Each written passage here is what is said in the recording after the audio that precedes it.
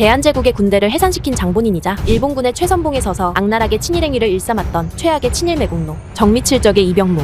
과연 이병무의 후손들은 어떻게 지낼까요? 정미칠적, 경술국적에 모두 이름을 올리며 평생을 일본의 앞잡이로 살았던 이병무가 1926년 62세의 나이로 사망하자 그의 자기와 재산은 양자인 이용묵이 물려받게 됩니다. 그렇게 그의 후손들은 이병무가 친일행위로 축적한 재산을 통해 풍족한 생활을 이어가죠. 1942년 충남 공주에서 태어난 이병무의 증손자는 서울대학교를 졸업한 뒤 민주공화당 전문위원으로 정치계에 입문합니다. 이후 전두환 정권이 출범하자 민주정의당 정책국장, 정책조정실 부실장, 부대변인 등을 지냈고 제12대 국회의원이 되었으며 1988년에는 국무총리 비서실장, 1992년에는 환경처 차관까지 지내며 승승장구합니다. 이후 대기업의 부회장이 되었고 당시 언론에서는 그를 최고의 환경전략 전문가로 꼽기도 했으며 경제와 환경의 통합을 강조하는 친환경 경영체제 주창자로 이름을 알렸습니다.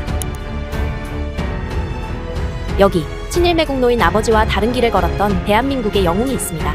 그의 이름은 이순용. 이완용과 함께 정미칠적 명단에 당당하게 이름을 올린 최악의 친일매국노 이재곤의 5번째 아들로 태어난 그는 아버지와는 다르게 투철한 독립투사의 길을 걸었습니다. 연희전문학교 강사로 일하면서 3.1운동 및 각종 독립운동에 적극적으로 참여하던 그는 일본 경찰에게 발각되어 쫓기게 되자 결국 상하이로 망명했고 이후 미국으로 건너가 이승만의 추천을 받고 미국군 하사로 입대합니다. 미국의 비밀군 사훈련을 받은 이순용은 정보조정국 OSS의 요원이 되어 대한민국 임시정부의 군사조직 한국광복군과 함께 무력으로 일본을 몰아내기 위한 최후의 작전인 국내 진공작전을 준비하죠. 그러나 작전 개시일 바로 직전 미국의 원자폭탄을 맞은 일본이 무조건 항복을 선언하면서 작전이 중단됩니다. 그렇게 광복을 맞이하게 된 이순용은 대한민국 국군 창설에 기여하는 등 정부 수립에 힘을 보탰고 이후 미국으로 돌아가서 생활하다 1988년 서울에서 90세의 나이로 별세합니다. 일본 수상을 찾아가 조선을 1억에 팔겠다고 선언한 이완용보다 더 심각한 인간말종 정미칠적의 송병준. 과연 송병준의 후손은 어떻게 지낼까요?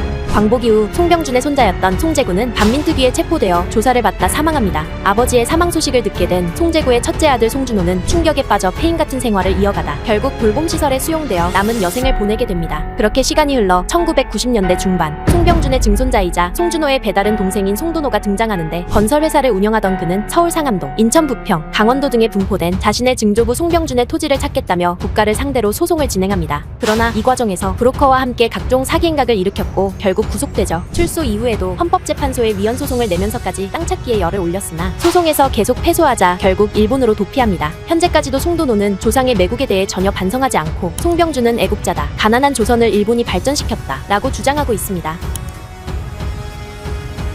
이완용보다도 훨씬 먼저 일본에게부터 을미사변, 정미조약, 경술국치 등에 직접 가담하며 조선을 일본에 팔아먹은 인물 정미칠적의 조중웅. 과연 조중웅의 후손들은 어떻게 지낼까요? 평생 일본의 앞잡이로 살던 조중웅이 1919년 58세의 나이로 사망하자 그의 자기와 재산은 그의 아들 조대호가 이어받습니다. 그러나 조대호는 40살이 채 되기도 전에 요절했고 그의 양자인 조원흥마저 6.25 전쟁 때 납북되어 행방불명되죠. 이후 남아있던 조중웅의 후손들은 1969년부터 약 10년에 걸쳐 모두 일본으로 귀화하는데 단 한 명 조중웅의 손녀만이 대한민국에 남아 조중웅의 땅과 재산을 단독으로 상속받습니다. 당시 조중웅의 손녀는 조부의 땅을 빠르게 매각했고 지상 3층, 지하 1층 규모의 일본문화원 건물을 소유하고 있었으며 그것도 모자랐는지 조중웅의 후손들은 국가가 환수해간 2,000평의 땅마저 돌려달라며 소송을 걸었다가 패소합니다. 그리고 최근 독립유공자와 후손들로 구성된 광복회가 조중웅 후손들이 숨겨놓은 52억 원 상당의 땅을 찾아내 법무부에 국가기속을 신청했습니다. 여기 전 세계를 돌아다니며 독립운동을 전파했던 친일매국노의 아들이 있습니다. 그의 이름은 이관용. 이완용과 함께 정미칠적 명단에 당당하게 이름을 올린 최악의 친일매국노 이재곤의 4번째 아들로 태어난 그는 어린 시절부터 아버지의 눈을 피해 일본, 영국, 스위스, 프랑스 등 여러 나라에서 유학 생활을 하며 독립운동의 뜻을 품게 됩니다. 그러던 1919년 프랑스에서 김규식과 함께 대한민국 임시정부 파리위원부를 조직하며 본격적으로 독립운동을 시작하게 되죠. 그는 루체른 회의에 참석해 한국독립 승인 요구안을 제출했고 스위스 국제적십자회의에서는 일본 정부 적십자사에 대한 항의서를 제출했으며 그 외에도 여러 국제회의에 참석하며 사회에 조선의 독립의지를 알리기 위해 노력합니다. 이후 조선으로 돌아와 동아일보 기자가 되어 전국 각지를 돌아다니며 항일운동을 전개하다 결국 일본 경찰에게 체포당했고 1년 6개월간 복역하게 됩니다. 출소 후에도 조선 물산장려회 등에서 민족운동을 전개하던 이관용은 1933년 42세의 나이로 별세합니다. 정미조약 당시 탁지부 대신을 지내며 이완용과 함께 조선을 일본에 팔아먹은 대표적인 인물 정미칠적의 고영희. 과연 고영희의 후손들은 어떻게 지낼까요? 정미칠적, 병술국적에 모두 이름을 올리며 평생을 일본의 앞잡이로 살았던 고영이가 1916년 66세의 나이로 사망하자 그의 자기와 재산은 그의 아들 고이경, 손자 고은겸을 거쳐 1923년 태어난 고영이의 증손자 고중덕에게 이어집니다. 고영이 본인부터 증손자 고중덕까지 모두 조선귀족 백작자기를 세습했기에 광복 이후 그들이 물려받은 재산은 국가에 몰수당하게 됩니다. 이때 고중덕은 증조부의 친일행각을 인정하고 물려받은 토지를 매각해 약 5억 원을 국가에 반납하죠. 여기까지만 했다면 얼마나 좋았을까. 충격적이게도 그는 이후 친일재산몰수가 위헌이라 주장하며 국가를 상대로 소송을 걸게 됩니다. 하지만 당연히 그의 주장은 받아들여지지 않았죠. 이후 행적이 묘연해졌다가 2016년 성남시 대장동 토지조서에서 그의 이름이 발견되며 생존이 확인됩니다. 이로 인해 고중덕은 사실상 현재까지 생존 중인 유일한 친일파로 불리고 있습니다.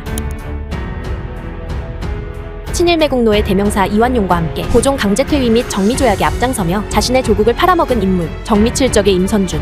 과연 임선준의 후손들은 어떻게 지낼까요? 일본을 찬양하는데 평생을 바쳤던 임선준이 1919년 59세의 나이로 사망하자 그의 자기와 재산은 그의 외아들이자 아버지만큼 투철한 친일파였던 임낙호가 이어받습니다. 그러나 천벌을 받은 것인지 임낙호는 아버지의 자기와 재산을 물려받은 지 단 2년 만인 1921년 25살이라는 어린 나이에 요절했고 임선준의 자기와 재산은 결국 손자인 임선재에게까지 이어지죠. 임선재 역시 할아버지, 아버지와 마찬가지로 친일행위를 이어가면서 3대가 모두 친일 명단에 오르게 됩니다. 광복 이후 임선재는 반민특위로부터 조사를 받았고 1955년 54세의 나이로 사망하는데 이것을 마지막으로 임선준 후손들의 흔적은 찾을 수 없게 됩니다. 그러나 최근 독립유공자와 후손들로 구성된 광복회가 임선준 후손들이 소유한 수억 원 상당의 땅을 찾아내 환수소송을 진행했고 이 소송이 승소하면서 친일행위로 얻은 임선준의 재산이 국가에 귀속되었습니다.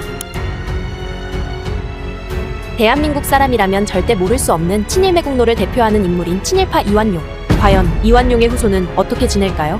이완용이 워낙 악명 높은 인물이다 보니 후손들에 대한 정확한 정보보다는 이렇다더라 저렇다더라 같은 수많은 루머들이 무분별하게 퍼져 있습니다. 그 첫 번째가 바로 삼성그룹의 창업주인 이병철이 이완용의 후손이라는 것인데 이완용은 우봉 이씨이지만 삼성그룹 이병철 전 회장은 경주 이씨로 애초에 공관 자체가 다릅니다. 두 번째는 서울대 총장을 지낸 이장루가 이완용의 후손이라는 것입니다. 이 이야기 역시 진실이 아닙니다. 두 사람의 공통조상은 1400년대에 활동했던 이기라는 인물로 이완용은 이기의 장남 이승영의 13대 손이고 이장무는 차남 이승건의 17대 손이죠. 즉 600년 전에 갈라진 집안으로 사실상 남남이나 다름없는 것입니다. 이 외에도 해외에서 호텔을 운영한다더라, 완벽하게 신분 세탁을 해서 아예 다른 사람이 되었다더라 등등 출처를 확인할 수 없는 수많은 루머가 돌고 있는 상황입니다. 그렇다면 과연 이완용의 진짜 후손은 어떻게 지내고 있을까요? 광복 이후 가는 곳마다 사람들에게 돌팔매를 맞았던 이완용의 가족들은 결국 뿔뿔이 흩어집니다. 이완용의 장소는 6.25 전쟁 때 사망했고 둘째 손자는 일본으로 귀화했으며 1975년까지 한국에 남아있었던 이완용의 증손자 이윤영마저 결국 캐나다로 이민을 떠납니다.